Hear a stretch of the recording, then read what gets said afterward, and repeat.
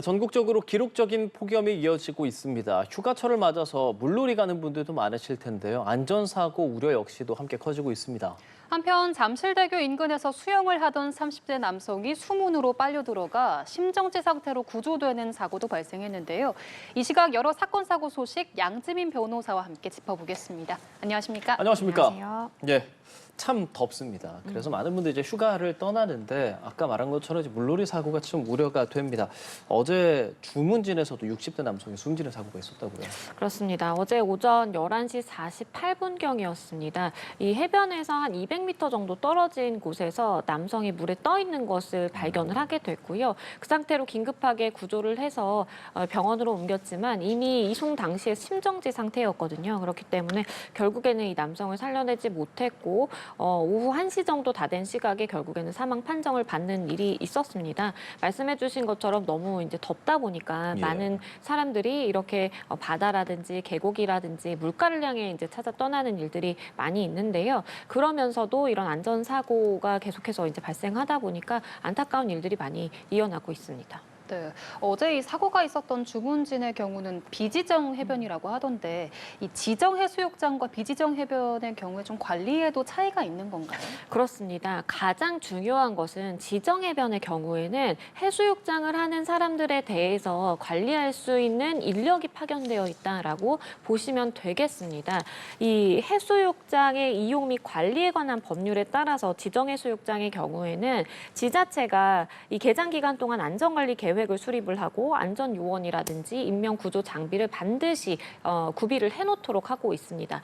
다만 반면에 비지정 해변의 경우에는 이런 것들이 없다라는 것이죠. 그렇기 때문에 지정 해변의 경우에는 계속해서 안전 요원이 상주해서 혹시나 모를 이 물가 사고에 대해 대피하는 것이 굉장히 좀 빠르게 이루어질 수 있는 측면인데 반해서 비지정 해변의 경우에는 이렇게 안전 관리를 할 수 있는 그 책임자가 없습니다. 물론 안내 표지라든지 안내 방송이라든지 깊게 들어가지 마세요. 지금 파도가 높습니다. 이런 안내는 기본적으로 하지만 사람들이 그걸 무시하고 들어갔을 때 이것에 대해서 물리적으로 제지하고 안전사고를 예방하기 위한 사람은 없다라는 것입니다. 그렇기 때문에 비지정 해변에서 사고가 발생했을 때에는 그러한 책임 소재, 관리 책임 소재도 굉장히 모호하다라고 할 수가 있겠고요. 아무래도 이렇게 나의 안전을 강제해서 누군가가 이렇게 책임을 져줄 사람이 없다 보니까 실제로 비지정 해변에서 지난달 고성에서만 하루에 3명이 숨지는 사고가 발생할 정도로 이 비지정 해변에서의 사망사고 아니면 부상사고가 굉장히 많거든요. 그렇기 때문에 우리가 쉽게 여기가 지정 해변인지 비지정 해변인지 잘 모르고 그냥 아무 곳이나 찾기도 하지만 반드시 안전 관리를 하는 요원이 있는지 내가 만약에 물에 빠졌을 때 반드시 이렇게 구명해 줄 수 있는 그러한 안전 시설들이 완비가 되어 있는지를 확인하고 해수욕을 즐기는 것도 안전하게 이번 여름을 보낼 수 있는 하나의 방법이라고 보여집니다. 예. 비지정 해변이라는 것 자체가 일종의 위험성이 있기 때문에 지정이 안 됐을까라는 생각이 들기도 합니다. 저희가 지금 비지정 해변에 대한 설명도 좀 보내드리고 있는데 이러는데 불구하고 저렇게 레저구역 수영 금지라고 쓰여 있는데도 불구하고 굳이 여기에 가고 거기가 좀 인기가 있는 그런 이유는 뭐라고 보세요? 그러니까 아무래도 비지정 해변의 경우에는 우리가 일명 SNS에서 숨겨진 해안가, 숨겨진 명소 이렇게 많이들 일컬어지는 곳입니다. 그리고 사람들이 굉장히 많지 않다라는 특성이 있어요. 일부 사람들의 경우에는 뭔가 이렇게 비지정 해변이다 보니까 위험할 수 있어서 안 찾는 경우도 있지만 잘 몰라서 안 찾는 경우도 있고 그러다 보니까 아무래도 지정 해변에는 뭔가 구획이 나눠져 있고 굉장히 인파가 많고 혼잡한 그런 느낌인데 반해서 비지정 해변은 마치 이제 우리끼리 놀릴 수 있는 굉장히 소규모의 사람만 존재한다라는 그러한 인식 때문에 조금 우리만 이렇게 숨겨진 장소를 누린다라는 생각에서 요즘에는 비지정 해변을 찾는 인파도 많이 늘고 있다라고 보여지고요. 아무래도 우리가 이러한 휴가철을 즐기는 데 있어서 내가 얼마나 안전을 담보할 수 있는지 안전 요원이 있는지를 꼼꼼하게 체크를 하고 가지 않다 보니까 사실은 놓치기 쉬운 부분이라고 생각이 듭니다. 물론 안전 안내 방송이라든지 이런 것들이 되어 있어서 물놀이를 하다가도 그것에 이제 잘 따르게 되면 나의 안전을 담보할 수 있을 수도 있겠죠. 하지만 말씀해 주신 것처럼 비지정 해변의 경우에는 지정해변으로서 많은 인파가 몰려서 해수욕을 즐기기에 부적합하기 때문에 비지정의 상태로 놓여 있는 경우도 덜어 있습니다. 물론 아직 발견되지 않은 곳이어서 아직은 좀 이제 공간이 넓지 않아서 뭐 그런 경우도 있지만 그곳이 안전하지 않기 때문에 지정해변으로 하지 않는 이유도 있거든요. 그렇기 때문에 굳이 우리가 그런 위험한 곳을 찾아서 내가 내 안전을 담보로 물놀이를 즐길 필요가 있느냐, 이 부분에 대해서 한번 생각해 봐야 된다라고 생각됩니다. 네, 이 비지정 해변에서 발생한 안전사고가 올해만 있는 것도 아니고 최근 3년간을 보면 여름철 동해안 비지정 해변에서만 안전사고가 112건이 났고 35명이 숨졌습니다. 올해에도 지난달부터 14건의 사고가 발생해서 8명이 목숨을 잃은 상황인데 그러면 좀 강제로라도 이렇게 접근을 통제할 수 있는 방법은 없는 건가요? 일단 뭐 말씀해 주신 것처럼 최근 3년 동안 비지정 해수욕장에서 35명이 사망을 하는 일이 벌어졌습니다. 그렇기 때문에 해경 입장에서도 이 부분에 대한 문제의 심각성을 인지를 했거든요. 그래서 지난해 해경에서 순찰 강화 계도에 나서기도 했고요. 연안 사고 지킴이라는 것을 운영을 해서 비지정 해변에 직접 이렇게 찾아가서 여기 안전하지 못하다, 아니면 안전하게 즐기기 위해서는 이렇게 해야 된다라는 안전 규칙들을 안내하는 일들을 하고 있습니다. 근데 다만 우리가 현행법상으로는 강제적으로 이러한 비지정 해변에 아예 들어가지 못하도록 통제하는 데는 좀 한계가 있다라고 보여지고요.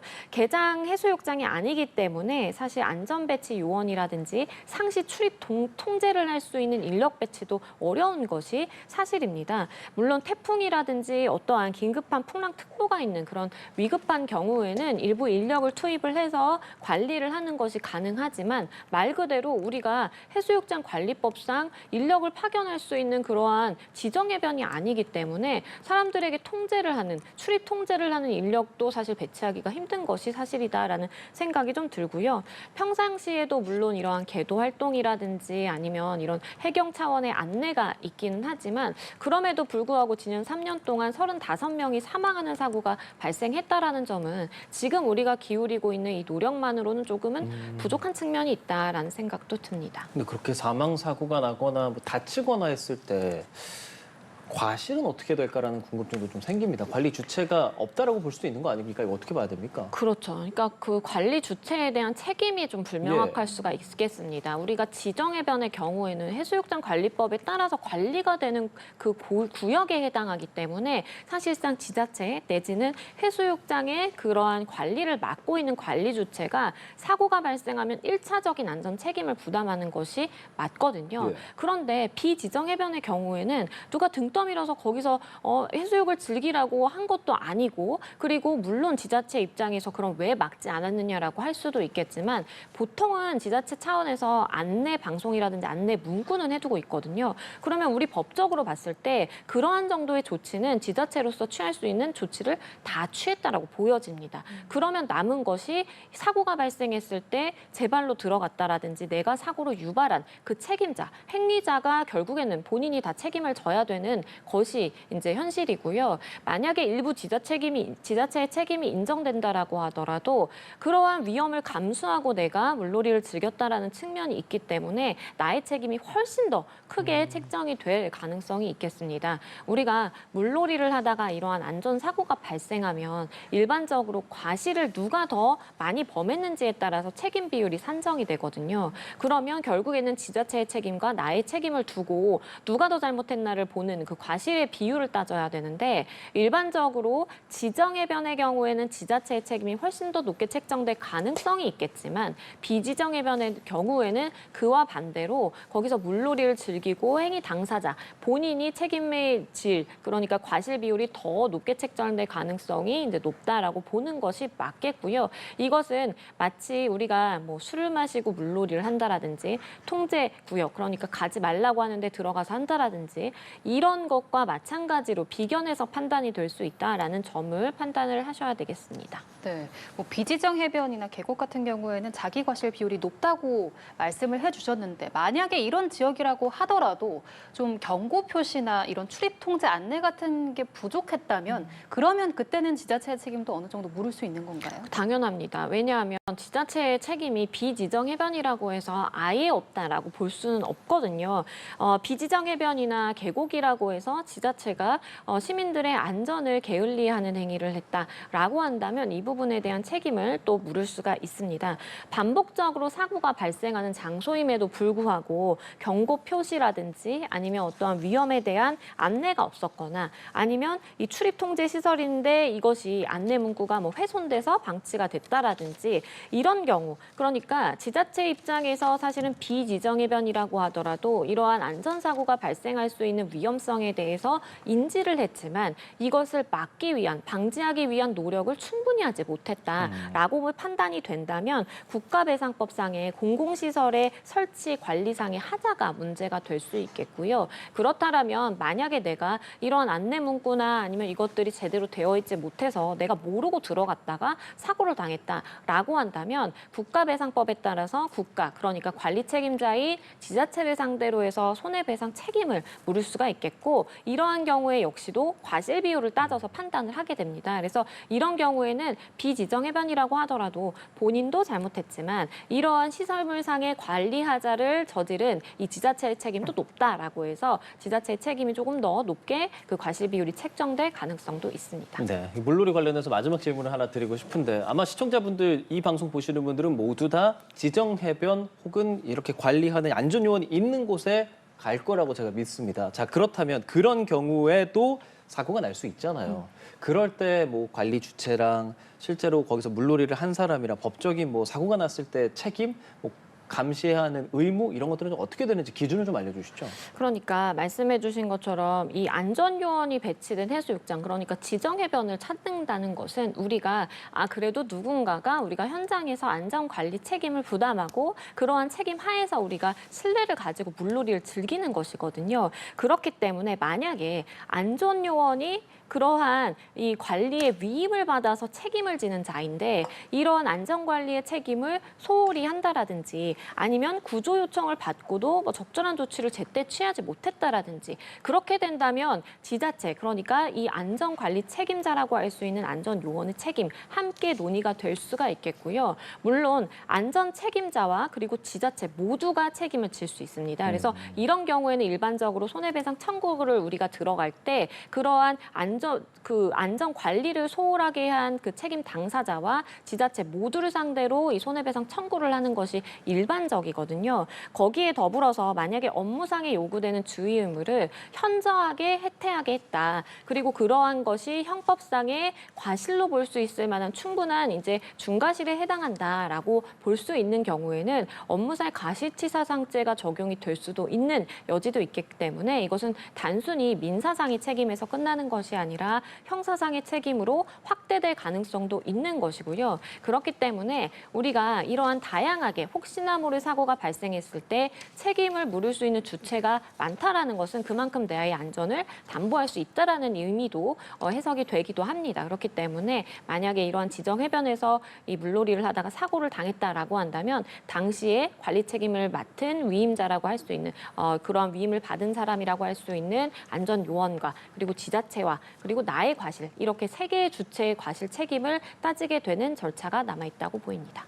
네, 저희가 이 해변과 계곡에서의 안전사고와 관련한 내용 짚어봤는데 주말 사이에 한강에서도 안타까운 사고가 발생했습니다. 잠실대교 인근에서 수영을 하던 30대 남성이 심정지 상태로 구조되는 사고가 있었는데 어쩌다 이런 사고가 발생한 건가요? 그러니까 지금 수문 근처에서 수영을 하다가 30대 남성이 지금 물에 빠졌다라는 신고를 접수를 하고 그 즉시 이제 출동을 해서 살펴봤지만 안타깝게도 이 30대 남성이 심정지 상태로 이제 발견이 됐습니다. 수문에 빨려 들어갔다라고 신고가 접수됐을 정도면 당시에 이제 수문을 통해서 아마도 이 물살이 너무 빠르다 보니까 이 빨려 들어갔을 가능성을 배제할 수 없겠고요. 잠실대교에 실제로 이 수위 조절을 위해서 5개의 수문을 설치해 놨거든요. 그렇기 때문에 만약에 이러한 수문이 열린다라고 한다면 겉에서 보기에는 물이 잔잔해 보일지 모르겠지만 그 안에 물 밑의 유속은 굉장히 빠를 수 있습니다. 그래서 그런 경우에는 아무리 내가 이제 수영에 익숙하고 수영을 잘하는 사람이라고 하더라도 이 안으로 중심을 잃고 빨려 들어갈 가능성이 있거든요. 그렇기 때문에 이러한 수문 인근이 대표적인 순환 사고가 발생할 수 있는 그 위험 지역이다라는 인식을 하는 것도 필요해 보입니다. 그런데 한강에서 이렇게 수영을 한다는 건 과거에 뭐 TV 프로그램 같은 데서 뭐 횡단을 하기는 했었지만 이렇게 실제로 한강에서 자유롭게 수영을 했다라는 얘기는 저는 별로 들어본 적이 없거든요. 가능한 겁니까? 이게 말씀해 주신 것처럼 한강이 자유롭게 수영을 할 수 있는 공간이 아닙니다. 예. 서울시는요, 시민 안전을 위해서 대부분의 한강 수역에서 입수를 제한하거나 금지를 하고 있는데요. 특히나 지금 이 사고가 발생한 이 수문 인근이라든지 교량 주변이라든지 아니면 선박이 움직일 수 있는 허가가 난 그러한 곳에서는 우리가 아무리 한강을 한강에서 즐길 수 있는 그러한 서울 시민이라고 하더라도 자유롭게 들어가서 수영하는 것은 금지가 되어 있습니다. 만약에 이러한 수문 인근이라든지 교량 주변에서 이렇게 수영을 하다가 사고가 발생한다.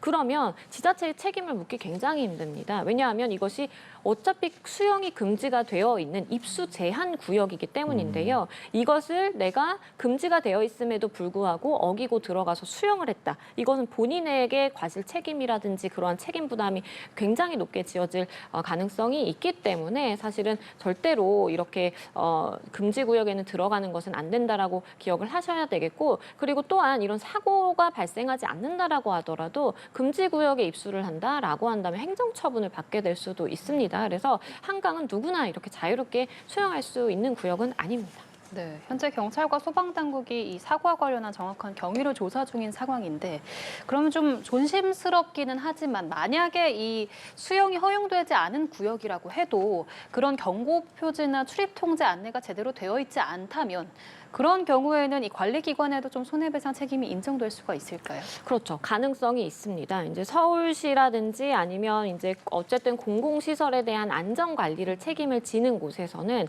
이것이 들어가면 위험하다, 아니면 뭐 들어가면 처분을 받을 수 있다, 이런 것들을 안내를 하도록 되어 있거든요. 그러한 안내 책임을 소홀히 한다라는 것은 즉 내가 관리 책임자로서의 그러한 책임을 다하지 않았다라고 판단될 가능성이 높은 것이고요. 수문 인근에서 만약에 반복적으로 사고 위험이 제기됐다라든지 그리고 이 경고 표지가 훼손이 됐는데 이런 것들을 제대로 이제 고치지 않았다라든지 이렇다라고 한다면 역시 국가배상법 상에 공공시설 설치 및 관리상의 하자가 인정이 될 가능성이 굉장히 높다라고 보여지고, 실제 비슷한 사건에서도 법원이 판단하는 그 기준을 보면 위험 경고가 충분했는지, 그리고 출입 통제 이 시설이 적절했는지, 피해자가 위험 구역이라는 것을, 그러니까 입수 제한이 되는 구역이라는 것을 알고도 내가 들어갔는지, 이러한 요소들에 따라서 판단을 하게 되거든요. 그래서 안타깝게도 지금 30대 이 사람의 경우에는 사망한 그런 상황이지만 아마도 그 사망을 두고 유족 간에 그리고 지자체 간에 여러 가지 이러한 법적인 다툼이 이어질 가능성은 충분히 남아 있어 보입니다. 예. 자, 다음 이야기 좀 나눠보겠습니다. 배우 차은우 씨 사실 탈세 관련 논란으로 한동안 인터넷을 떠들썩하게 했었는데 이 차은우 씨가 세금을 전액 완납했다. 그리고 또 불복 청구를 했다. 어떤 내용입니까? 그러니까 그때 당시에 차은우 씨 사건이 불거졌을 때 많은 사람들이 차은우 씨가 사과 입장을 표명을 했고 그리고 130억 원에 되는 추징금에 대해서 완납을 했다라고 많이들 알고 계실 겁니다. 그런데 지금 이제 이 부분에 대해서 불복해서 이 본인의 법적인 조치를 취했다라고 하는 것은 사실 완납을 했지만 이 부분에 대해서 법적으로 다툴 부분은 끝까지 좀 다퉈보겠다라는 판단을 한 것으로 보여지고요. 과세 자체를 일단은 받아들일 수 없다라는 것으로 해석이 될 수 있겠습니다. 세금의 경우에는 납부 기한을 넘어가게 되면 가산세라든지 이런 것들이 붙어서 추징금의 규모가 130억으로 시작했지만 훨씬 더 커질 수가 있거든요. 그렇기 때문에 일단 과세 당국에서 추징을 하겠다라고 과세 명령이 내려왔기 때문에 기한 내에는 내가 더 많은 가산세를 납부하지 않기 위해서 일단 납부를 하지만 그와 별개의 절차로서 조세 심판을 통해서 내가 이것이 적절한지 아닌지를 다퉈볼 수 있는 길은 열려 있습니다. 그러면 조세 심판의 경우에도 일정 기간 내에 이것을 다퉈야 되는 것인데 그 기간 내에는 사실은 납부하더라도 자유롭게 다툴 수가 있거든요. 그렇기 때문에 차은우 씨 입장에서도 이 조세 심판 청구 기한 마감을 앞두고 일단 이 부분에 대해 다퉈보고자 결론을 내린 것으로 볼 수가 있겠고, 추징금에 대해서 이제 법률적인 판단을 받기 위한 것이다라는 소속사의 입장도 나왔습니다. 네. 그런데 이렇게 차은우 씨의 경우처럼 납부를 한 뒤에 조세 심판을 청구하는 게 좀 일반적인 경우인지 어떻습니까? 그러니까 만약에 이렇게 거액의 추징금이 명령이 내려오게 되면 납부 명령이 내려오게 되면 덜어 이렇게 납부를 해놓고 그 이후에 이제 조세 심판을 통해서 그 불복 절차를 다투는 경우가 있습니다. 왜냐하면 말씀드린 것처럼 이 조세 심판의 경우에는 과세 처분을 통지받은 기한 내에만 아무 때나 이제 사실은 다투면 되는 것이고 불복의 절차에 임하는 것은 본인의 방어권의 차원에서 허용되는 부분이 있습니다. 그렇기 때문에 이미 세금을 납부했다고 하더라도 조세 심판을 통해서 그러한 세금 납부가 필요가 없었다. 내지는 다퉈봤더니 그러한 일부에 대해서만 인정이 되더라라고 하면 이 과세 당국에서도 그 부분에 대한 것을 환급해주거나 아니면 아예 이제 취소를 시켜서 없던 걸로 해주거든요. 그렇기 때문에 일반적으로 이런 큰 금액의 납부 명령을 받게 되면 그 붙게 되는 가산세가 많기 때문에 일단 납부를 해두고 다투는 경우도 덜어 있습니다. 예, 말씀하신 것처럼 만약이라도 차은우 씨의 주장이 받아들여진다면 이미 납부한 130억 원의 추징금을 돌려받게 될 가능성도 있다라는 부분이고요. 자, 그런데 앞서 이 사건을 좀 들여다보면 이 기획사를 1인으로 좀 실질적으로 페이퍼 컴퍼니로 운영을 했다라는 의혹이지 않았습니까? 그러면서 뭐 부모님의 식당에다가 해놓고 뭐 그런 부분들이 논란이 됐었는데 그럼 이번에 조세 심판에서는 쟁점 어떤 게 있겠습니까? 가장 중요한 것은 말씀해 주신 것처럼 이러한 1인 기획사가 이 식당에 이제 사업지 주소를 두고 예. 이제 운영이 되어 왔다라고 하는데 1인 기획사가 실제 사업을 위한 독립된 법인으로서 경영 활동을 인정할 수 있는지 이것이 가장 핵심 쟁점이라고 볼 수 있습니다. 만약에 이러한 1인 기획사가 실제로 차은우 씨의 계약 관련돼서 계약을 담당하고 그리고 적절한 인력을 고용을 해서 차은우 씨가 연예 활동을 하는 데 있어서 필요한 부분들을 지원했다라고 한다면 그 주소지가 문제가 되지는 않습니다. 그런데 지금 과세 당국이 포착을 하기로는 주소지뿐만 아니라 지금 실질적인 어떠한 독립된 경영 활동을 하지 않은 페이퍼 컴퍼니로 보고 있는 것이에요. 그렇기 때문에 법원에서는 결국에는 조세 심판을 통해서 다투고자 하는 것은 아니다. 이것이 내가 실질적으로 연예 활동을 하는 데 있어서 지원을 받은 그러한 매니지먼트 소속사라고 볼 수 있을 정도의 경영 활동을 했다라는 것을 아마 주장을 하게 될 것으로 보이고 이것은 단순히 이제 주장에는 사실은 뭐 큰 효력은 없고 계약을 체결했다라고 한다면 그러한 독립된 법인이 계약 주체가 돼서 계약 체결을 한 부분이라든지 그리고 실질적인 법인으로서 활동을 하려면 인력 고용이 필요한데 얼마만큼의 인력 고용을 통해서 차은우 씨의 연예 활동을 서포트했는지 이런 것들을 주요하게 이제 판단을 하게 되는 것이고요. 만약에 이것이 페이퍼 컴퍼니가 아니라 실제로 독립된 기획사로서의 기능을 했다라고 한다면 차은우 씨가 다툰 부분에 대해서 적법하다라고 인정을 받아서 130억 원의 이 과징금을 다 환급받을 수 있는 가능성도 사실 열려 있는 것이고요. 다만 많은 전문가들이 이 사건에 대해서 차은우 씨가 조세 심판을 결국에는 신청해서 다툰다고 하더라도 가능성이 높지는 않겠다라고 이야기를 했던 것이 과세 당국이 페이퍼 컴퍼니인지 아닌지를 판단함에 있어서는 굉장히 정교하게 판단을 하거든요. 그렇기 때문에 아마도 관련 자료가 과세 당국은 충분히 가지고 있을 것이다라는 일각의 이야기가 있었고요. 이 부분은 정식 행정 절차를 밟아서 그러니까 정식으로 법원에 가는지 여부까지 좀 판단을 남아 있는 부분입니다. 네, 알겠습니다. 저희는 다음 사건으로 넘어가 보겠습니다. 한국에서 훼손된 시신이 다수 발견됐다 등의 한국을 비방하는 허위 정보를 퍼뜨려서 수사를 받고 있는 한국인 유튜버가 돌연 일본 귀화를 선언을 했습니다. 지금 경찰 수사를 받던 중이었죠. 그렇습니다. 그러니까 한국을 굉장히 좀 비하하는 그러한 영상들을 많이 올렸고 그리고 본인이 수사가 개시되다 보니까 나 일본으로 귀화를 하겠다라고 밝힌 이 90만 명이 넘는 95만 채널을 가진 유튜버였습니다.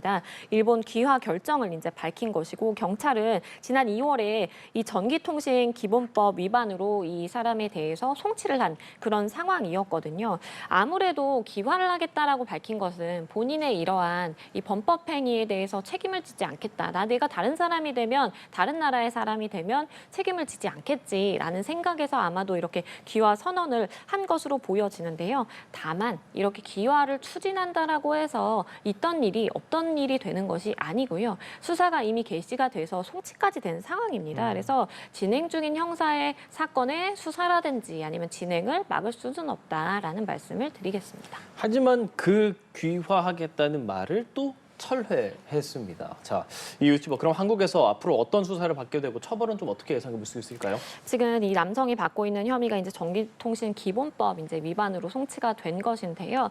앞서서도 조금 말씀을 드렸지만 이 남성이 일본인이냐 한국인이냐가 중요한 것은 아닙니다. 우리나라는 속지주의에 따라서 우리나라에서 발생한 어떠한 위법 행위에 대해서는 우리나라 법원에 세워서 실질적으로 형사적인 책임을 질 수 있는 법적인 근거가 마련이 되어 있고요. 경찰이 일단 사건을 송치한 상황이기 때문에 그러한 판단 주체는 이 검찰로 넘어가 있는 상황이다라고 지금 보여집니다. 검찰이 아마도 증거를 취합을 해서 기소 여부를 판단하게 될 것으로 보이고 설령 나중에 외국에서 국적을 취득한다라고 하더라도 대한민국에서 저지른 범죄이기 때문에 이 형사처벌 부분에 대해서는 대한민국 법원에서 이제 판단을 받게 될 것으로 보이고 말씀해주신 것처럼 이 남성이 돌연 본인이 그냥 한국인으로서 일본에서 거주한 채 살아가겠다라는 이야기를 했어요. 본인이 한국인인지 아닌지는 사실 중요하지 않고 일본에 거주한다라고 하더라도 충분히 범죄 행위가 있다라고 한다면 이 부분에 대해서 어떻게 송환을 해올 것인가 이 부분이 좀 남아있다라고 보여지고 범죄인 인도 조약이라든지 이런 것들을 통해서 충분히 한국으로 입국을 강제할 수 있는 수단은 마련이 되어 있다라고 보여집니다. 그렇기 때문에 이런 허위 사실을 인식하고 다른 사람에게 유포한 행위에 대해서는 결국에는 처벌받게 될 가능성이 굉장히 높다라는 말씀을 드리겠습니다. 네, 알겠습니다. 오늘 사건 현장 양지민 변호사와 함께 이야기 나눠봤습니다. 오늘 말씀 고맙습니다. 고맙습니다. 감사합니다.